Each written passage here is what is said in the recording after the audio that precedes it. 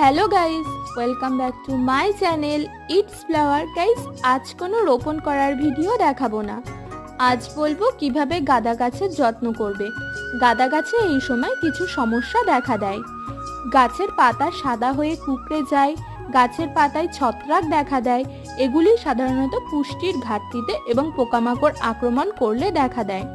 এরকম হলে জৈব পদ্ধতিতে তোমরা পরিচর্যা করতে পারো।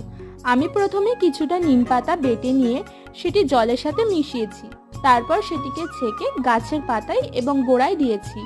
প্রতি সপ্তাহে একদিন দিলেই গাছের খুব ভালোভাবে বৃদ্ধি হবে এবং ফুল ফুটবে।